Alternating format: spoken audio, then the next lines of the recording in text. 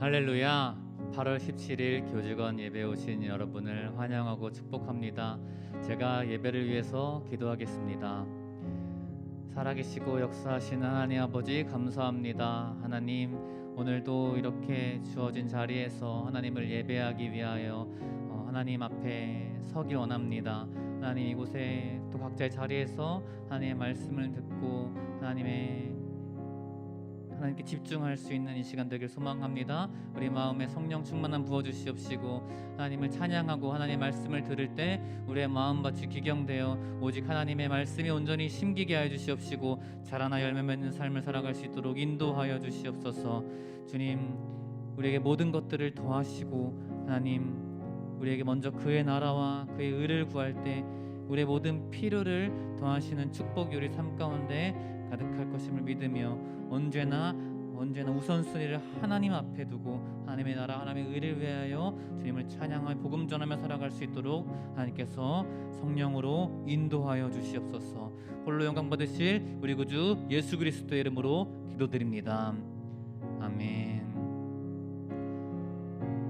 할렐루야. 이 시간 하나님을 찬양합시다. 먼저 그 나라와 의를 구하라. 함께 찬양하시겠습니다. 먼저 그 나라와 의를 구하라. 그 나라와 그 의를,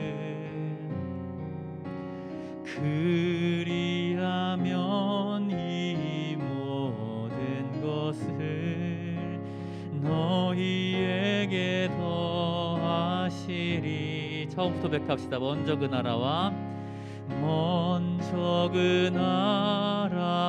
의를 구하라. 그 나라와 그 의를, 그리하면 이 모든 것을 너희에게 더하시리라. 할렐루야. 할렐루야.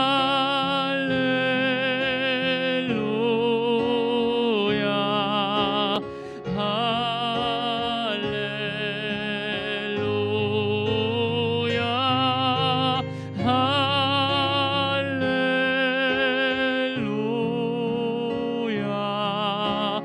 할렐루야. 할렐루. 2절 고백합시다. 사람이 떡으로만 살 것 아니요 하나님 말씀으로, 그리하면 이 모든 것을 너희에게 더하시리. 목소리로 찬양합시다. 구하라. 그리하면 주실 것이요 찾으라. 찾을 것이요 부르리라. 문이 열릴 것이니. 할렐루. 할렐루야.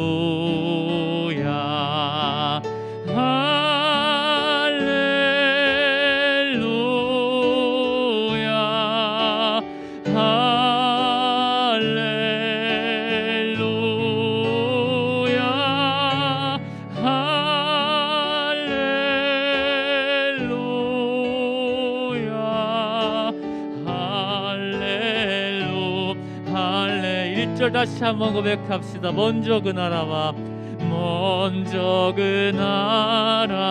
의를 구하라. 그 나라와 그 의를,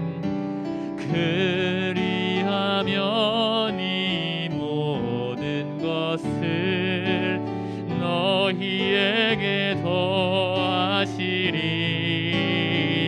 할렐루야. 할렐루야. 할렐루야.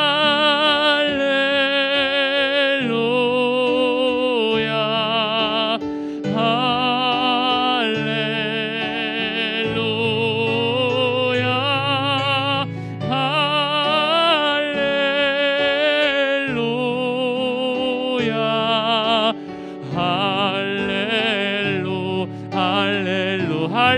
다시 한번 고백합시다.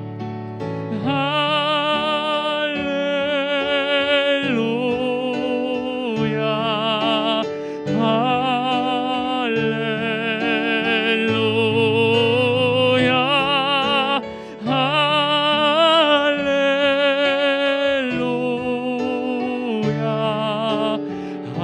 할렐루야 할렐루야.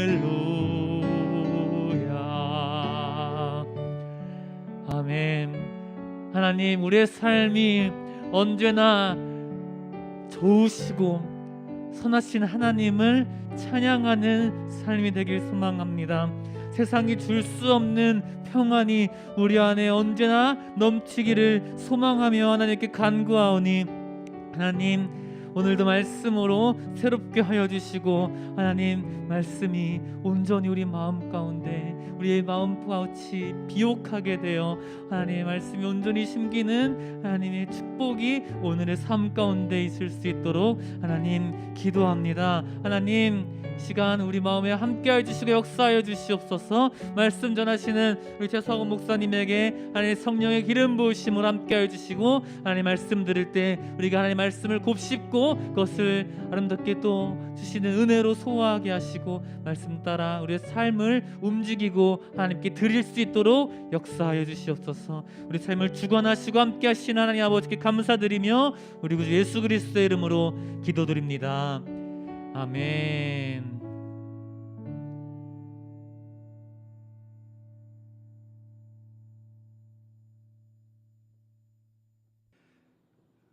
할렐루야. 여러분, 주님의 이름으로 교직원 채플 예배에 오신 여러분 주님의 이름으로 환영합니다. 오늘 우리에게 주신 하나님의 말씀은 마가복음 4장 1절부터 9절까지의 말씀입니다. 마가복음 4장 1절로 9절까지 말씀입니다. 신약성경 58페이지입니다. 제가 봉독하겠습니다. 예수께서 다시 바닷가에서 가르치시니 큰 무리가 모여 들거늘 예수께서 바다에 떠있는 배에 올라앉으시고 온 무리는 바닷가 육지에 있더라. 이에 예수께서 여러 가지를 비유로 가르치시니 그 가르치시는 중에 그들에게 이르시되, 들으라, 씨를 뿌리는 자가 뿌리러 나가서 뿌릴새 더러는 길가에 떨어짐에 새들이 와서 먹어버렸고, 더러는 흙이 얕은 돌밭에 떨어짐에 흙이 깊지 아니하므로 곧 싹이 나오나 해가 돋은 후에 타서 뿌리가 없으므로 말랐고, 더러는 가시떨기에 떨어짐에 가시가 자라 기운을 막음으로 결실하지 못하였고, 더러는 좋은 땅에 떨어짐에 자라 무성하여 결실하였으니 30배나 60배나 100배가 되었느니라 하시고, 또 이르시되 들을 귀 있는 자는 들으라 하시니라. 아멘. 저는 오늘은 가시덤불에서 희망을 보다라는 제목으로 하나님의 은혜의 말씀을 나누도록 하겠습니다. 우리가 1절부터 9절까지 읽었지만 본문은 1절부터 20절까지의 본문을 함께 보도록 하겠습니다. 여전히 8월이 되었는데도 여전히 날씨가 덥습니다. 무더운 여름, 막바지 더위가 기승을 부리고 있지요. 육체를 입은 우리는 이렇게 날씨가 더우면 너무 힘들고 지쳐서 의욕을 쉽게 잃어버리게 됩니다. 육신의 피로가 영적인 피로로도 연결되기 때문에 우리가 주의해야 됩니다. 그런데 영적으로 피곤한 사람들의 특징이 몇 가지 있는데 여러분은 어떠신가 한번 이런 특징들을 한번 여러분에게 한번 적용해 보시기 바랍니다. 영적으로 피곤한 사람은 성령의 세미한 음성을 듣는데 민감하지가 못합니다. 하나님께서 우리가 말씀을 읽을 때 성령의 세미한 음성을 통해서 우리에게 깨달음을 주시는데 그것을 놓치는 것이죠. 그래서 하나님 말씀의 내용을 피상적으로만 훑게 됩니다. 그리고 선과 악의 싸움, 죄와 의의 싸움에 대해서 둔감해지게 되는 것입니다. 이렇게 믿음에 회의적으로 되고 믿음의 열정을 잃어버리게 되면 그러면 하나님 나라에 대한 소망도 점점 무뎌지게 되고 그런 소망 자체에 환멸을 느끼는 경우도 있습니다. 그러다 보니까 예수 그리스도의 몸된 교회 공동체를 이루는 믿음의 동역자들을 바라보는 시선도 전과는 좀 달라지게 되는 것이죠. 그런가 하면 하나님 나라의 복음을 전혀 모르는 잃어버린 영혼들을 바라보는 우리의 시선도 점점 둔감해지게 됩니다. 결국 믿음과 소망과 사랑 모두를 잃어버리게 되는 것입니다. 우리가 오늘 읽은 마가복음 4장 본문은 너무나 잘 알려진 씨앗의 비유를 다루는 본문입니다. 이 본문을 통해서 예수님은 우리의 마음가짐과 우리 마음밭이 마음가짐이죠. 그리고 예수님의 말씀, 하나님의 말씀을 뿌리시는 그 씨앗에 대해서 소개를 하시는 것이죠. 복음의 능력이죠. 하나님 말씀의 진리의 말씀, 복음의 능력. 마가복음 전체에는 단지 4개의 비유만 등장을 하는데 그 중에 3개가 우리가 오늘 읽은 마가복음 4장에 집중되어 있습니다. 오늘 우리는 씨 뿌리는 자의 비유, 4가지 땅에 대한 그런 비유 말씀을 우리가 나누고 있죠. 마가복음은 1장 1절에서 예수님을 하나님의 아들로 선포함을 통해서 시작되고 마가복음 16장까지 있는데요. 15장을 보면 15장 39절에서 로마 백부장이 예수님을 바라보면서 이 사람은 진실로 하나님의 아들이었도다라는 고백으로 마무리가 됩니다. 이 마가복음 본문 안에는 16장으로 이루어진 마가복음 안에는 예수님에 대해서 계속 소개를 하지만 사람들은 예수님을 오해합니다. 오늘 이 본문에 대해서도 마찬가지죠. 그래서 우리는 이 본문 우리가 너무나 잘 알고 있는 비유지만 그 중에서 우리는 한 가지의 땅에 조금 더 집중해서 오늘 말씀을 나눠보도록 하겠습니다. 4장 1절을 보시면 예수께서 다시 바닷가에서, 사실 바닷가가 아니라 호수입니다. 제가 살던 시카고에도 미시건 레이크라는 어떤 큰 호수가 있는데 오대호라고 하죠. 그 호수 안에는 우리 한반도가 잠길 정도로 굉장히 큰 호수입니다. 요즘 우리가 말하는 와류죠. 그러니까 립 커런트라는 건데 이것이 이제 그러니까 호수 쪽으로 파도가 시게 되는 것이죠. 그래서 이한류라고 이야기를 하는데요. 그래서 우리가 여름철에 바다에서 조심해야 될 것이 이한류인데 그런 이한류가 발생할 정도로 굉장히 큰 호수입니다. 그래서 팔레스타인 지방 사람들은 이 갈릴리 호수를 종종 바다라고도 불렀습니다. 그래서 이 갈릴리 호수 앞에서 가르치실 때 큰 무리가 모여들었습니다. 그래서 평지에서는 말씀을 나누시기가, 전하시기가 조금 힘드셔서 호수에다 배를 띄워 놓으시고 거기서 이제 말씀을 전하셨죠. 그러면서 4장 3절을 보시면 들으라라는 말씀으로 이 비유를 시작하십니다. 근데 이 비유의 배경은 당시 사람들이 손으로 씨앗을 뿌리는 그런 농사의 풍습을 배경으로 합니다. 당시에는 어떤 농기구가 일천하니까 기계로 이렇게 영농을 하는 것이 아니기 때문에 손으로 다 씨앗을 뿌렸죠. 보통 이제 풍년이 되면 6배에서 7배 정도의 소출을 거두었습니다. 어떤 사람이 씨를 뿌리는데 그 씨를 뿌린 땅은 열매를 맺지 못하는 땅과 열매를 맺는 땅 두 종류로 대변이 됩니다. 그리고 열매를 맺지 못하는 땅은 다시 길가와 돌밭과 가시떨기가 있는 땅으로 3가지로 또 나눠지게 되죠. 첫 번째 열매를 맺지 못하는 3가지 종류의 땅에 대해서 이제 우선 나눠보면 길가에 뿌려진 땅은 새들이 와서 그 씨앗을 다 길가에 뿌려진 씨앗은 새들이 와서 그 씨앗을 다 먹어버렸습니다. 씨를 뿌리자마자. 그리고 돌밭에 뿌려진 땅은 뿌리가 얇기 때문에 뿌리를 내리는 것처럼 보이지만 이렇게 뜨거운 햇볕이 쬐일 때 다 말라서 다 죽게 됩니다. 그리고 가시떨기에 뿌려진 땅은 뿌리를 내리고 싹을 틔우긴 하지만 가시떨기가 잡초죠. 잡초 때문에 자라지 못하고 결실을 맺지 못하게 되는 그런 땅입니다. 하지만 이와는 반대로 좋은 땅에 뿌려진 씨앗은 30배, 60배, 100배 결실을 맺습니다. 이 방향 본문이 마태복음에는 100배, 60배, 30배로 이렇게 소개가 되죠. 누가복음에는 100배의 소출만 등장합니다. 그런데 마가는 앞에 3종류의 땅과 이제 대비하기 위해서 30배, 60배, 100배 이게 점층적으로 올라가는 이런 어떤 또 일종의 문학적인 어떤 그런 비유를 사용한 것이죠. 극적인 효과를 위해서 점층법을 사용했습니다. 이 비유를 말씀하신 후에 오늘 우리가 읽은 본문의 마지막 절이 4장 9절 예수님은 또다시 들을 귀 있는 자는 들으라라고 말씀하십니다. 그러니까 하나님의 말씀은 우리가 먼저 들어야 된다는 것이죠. 들어야지 깨달음이 임한다는 그런 뜻입니다. 그 다음에 우리가 읽지는 않았지만 4장 10절부터 20절까지의 본문을 한번 살펴보면 이 비유에 대한 해석입니다. 제자들이 예수님이 홀로 계실 때 이제 사람들이 다 집으로 돌아갔을 때 제자들과 예수님을 따르는 사람들이 있을 때 그때 예수님께서 제자들의 비유에 대한 질문에 대해서 풀어 설명을 해주시는 것입니다. 4장 11절 12절을 보시면 이사야서 6장 9절을 인용하신 것인데, 하나님 나라의 비밀을 너희에게는 주었으나 외인에게는 모든 것을 비유로 하나니 이는 그들로 보기는 보아도 알지 못하며 듣기는 들어도 깨닫지 못하게 하여 돌이켜 죄 사함을 얻지 못하게 하려 함이라. 예수님을 따라다닌 수많은 사람들이 있었습니다. 하지만 그 사람들은 제자와 무리로 이렇게 극명하게 대조가 됩니다. 예수님을 따라 끝까지 예수님을 따라가며 나중에 복음을 전하는 사도가 된 예수님의 12제자가 있고요, 70인의 제자가 있고, 예수님을 따랐던 초대교회 그리스도인들이 있습니다. 그들은 예수님이 메시아 되심, 하나님의 아들이심을 믿었습니다. 반면 무리들은 예수님이 행하시는 기적에만 관심이 있었습니다. 그리고 자기에게 무엇인가 유익을 주실까 하고 기대를 하는 마음으로 따라다닌 것이죠.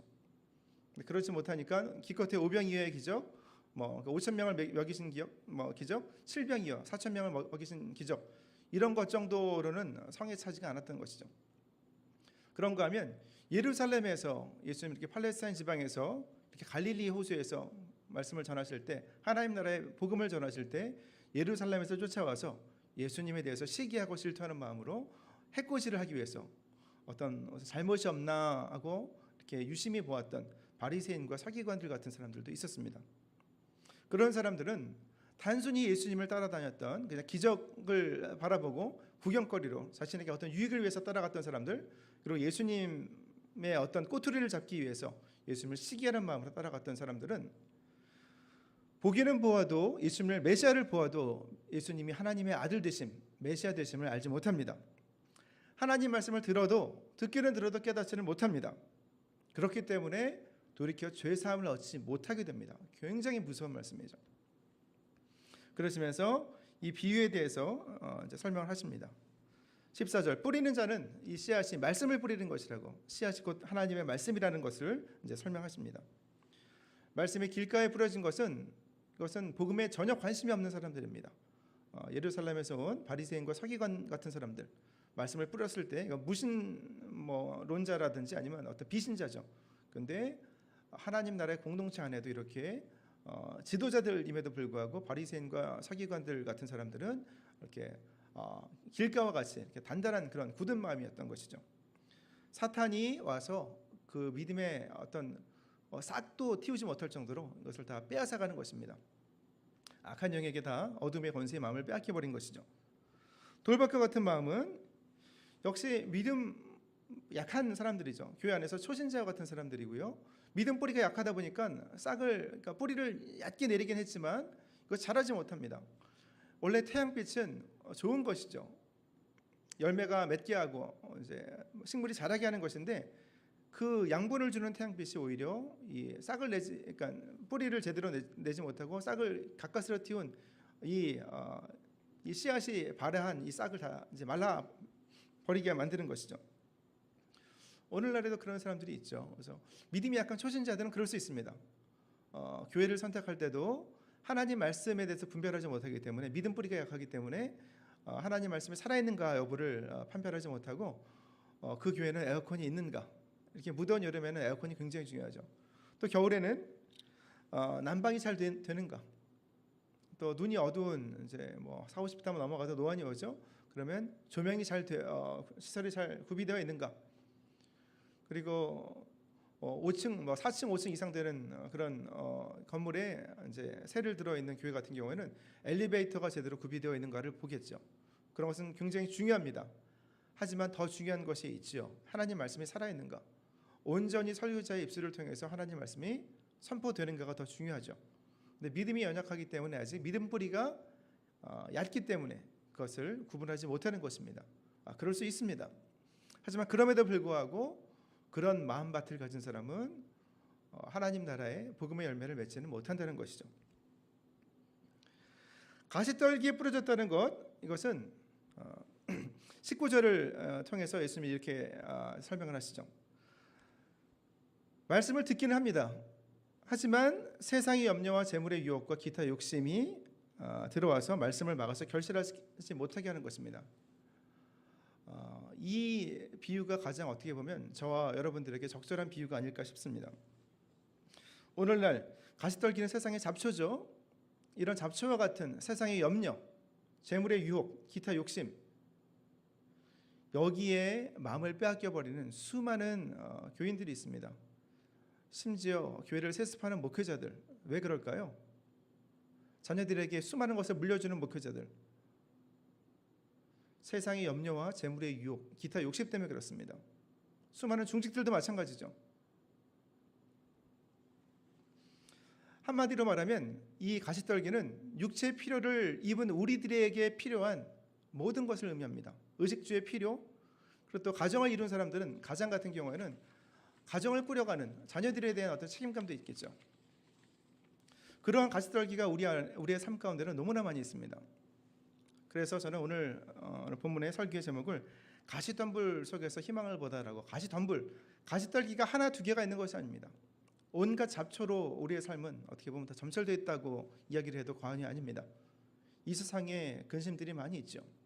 그래서 우리는 가시덤불 속에서 우리가 말씀의 씨앗을 틔워야 되는 그런 것이 오늘날 현대인들의 어떤 실존적인 모습이 아닌가 싶습니다. 저도 가만히 제 삶을 돌아보면 제가 저는 원래 경제학을 전공하다가 나중에 이제 MBA 유학을 다녀와서 직장 생활을 금융권에서 한 9년 정도 했었죠. 그리고 그때 이제 신학교를 30대 중반에 갔습니다. 주위에 모든 사람들이 다 제정신이 아니라고 다 말렸습니다. 그리고 제가 핵심 인재 프로그램에 들어가서 몇 년 있으면 제가 상무로 승진하는 것이 보장이 되어 있었는데, 그래서 모든 사람들이 다 사실 막 미쳤다고 얘기를 했죠. 저는 그 당시에는 저는 복음에 미치고 말씀에 미친 줄 알았습니다. 그런데 와서 공부를 하고, 그리고 또 유학을 또 가서 신학 공부를 마치고 돌아와서 보니까 삶의 무게가 만만치는 않습니다. 2013년에 제가 집을 두 채를 갖고 있었는데 2013년에 한 채를 팔았는데 그게 지금 집 가격이, 아파트 가격이 4배가 됐습니다. 또 이제 한 세대에서 견디다가 2018년에 또 나머지 한 채를 팔았는데 그 아파트의 가격은 이제 그 강남에 있는 아파트인데 2배가 넘게 뛰었죠.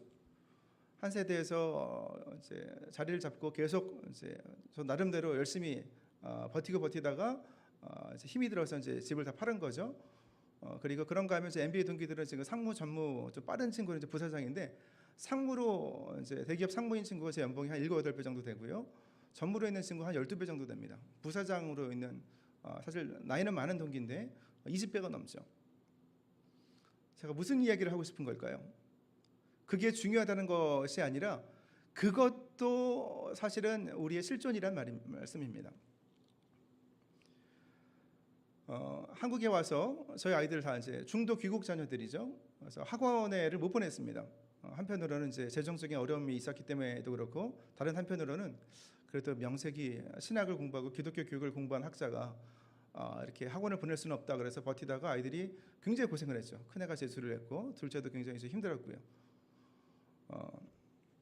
그러면서 제가 성경을 보다가 창세기 47장 9절을 보면 야곱이 바로 앞에서 험악한 세월을 보냈다고 그렇게 얘기를 했는데, 제가 신학 공부할 때는 잘 몰랐는데 한 세대 와서는 제가 정말 또 거버넌스의 문제가 있어서 제가 좀 힘들었죠. 뭐 아시는 분들은 아시겠지만, 그래서 제가 굉장히 험악한 세월을 보냈다는 회한이 남습니다. 하지만 또 한편으로 돌아보면 그 가운데서 또 하나님이 아이들 다 대학 보내셨고 지금 다 군대 가 있고요. 또 막내도 공부를 잘 해왔고 또 지금까지 건강하게, 물론 제가 뭐 여러 가지도 한 세대 와서 많은 질병을 또 얻었기는 하지만 잘 감당하고 있습니다. 그것 또한 은혜죠. 제가 여러분과 나누고 싶은 말씀은 이 세상의 염려와 재물의 유혹과 기타 욕심이 있는 것, 이것을 단순히 물리쳐야 된다라고 저는 이렇게 선포하고 싶지는 않습니다. 왜냐하면 그것이 우리의 현실이고 실존이기 때문에 그렇습니다. 그만큼 세상살이가 만만치 않고 어려움과 부담이 있는 것이 우리의 우리의 삶이기 때문에 그렇습니다. 그런 현실을 전제하기 때문에 하나님께서 이런 말씀을 나누시는 거죠. 예수님께서 육체를 입었기 때문에 육체의 필요에도 민감하고 삶의 무게에도 우리는 민감합니다. 그런데 마태복음 6장에 보면 예수님께서 우리에게 주신 말씀인데 거기에 또 우리의 실마리가 있습니다. 그러므로 무엇을 먹을까, 무엇을 입을까, 무엇을 마실까 염려하지 말라고요. 공중나는 새를 보라고, 길쌈하지도 않고 근데 그냥 창고에 모으지도 않았는데 새가 멀쩡하죠. 들에 있는 풀도 마찬가지고요. 그래서 무엇을 먹을까 입을까 뭐 이런 거 염려하는 것은 이방인들이 구하는 것이라고. 이방이라는 것은 이것은 세상 사람들이라는 것이죠. 그러므로 먼저 그의 나라와 그의 의를 구하라. 그리하면 이 모든 것을 너에게 더하시리라. 이것은 예수님께서 그때도 마태복음 6장 본문에서도 세상살이가 만만치 않다는 것을 인정하신 것입니다. 하지만 그럼에도 불구하고 우리가 놓치지 말아야 될 것이 있다는 것이죠. 그것이 말씀의 씨앗이요 믿음의 씨앗, 복음의 씨앗이라는 것입니다. 가족에 대한 책임감도 굉장히 중요하죠. 이 세상을 살아가면서 예수님은 어떠셨습니까? 십자가 달리시기 전에 사랑하시는 제자 요한에게 육신의 어머니 마리아를 맡기면서 보라 내 어머니라. 어머니 마리아에게는 보소서 당신의 아들입니다. 아들이니이다. 이렇게 어머니를 요한에게 부탁을 하시잖아요. 사도 바울도 디모데전서 5장 8절에서 누구든지 자기 친족 특히 자기 가족을 돌보지 아니하면 믿음을 배반한 자요 불신자보다 더 악한 자니라. 자기 자신의 어떤 필요를 위해서 노력하는 것 중요한 것이고 가족을 돌보는 것은 훨씬 더 중요한 것이라는 것이죠. 하지만 그 가운데서 이런 우리의 삶의 실존 가운데서 놓치지 말아야 되는 것은요 우선순위입니다. 하나님 말씀이 우리에게 먼저 다가와야 된다는 것이죠.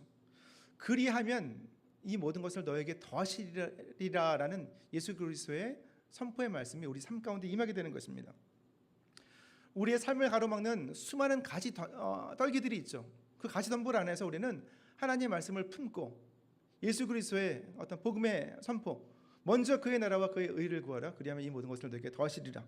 좋은 땅에 뿌려지면 30배, 60배, 100배 결실을 맺으리라.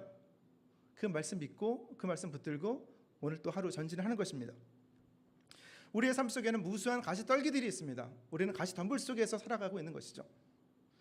우리의 마음밭이 항상 옥토밭이 되어서 좋은 열매를 맺을 수는 없을 것입니다.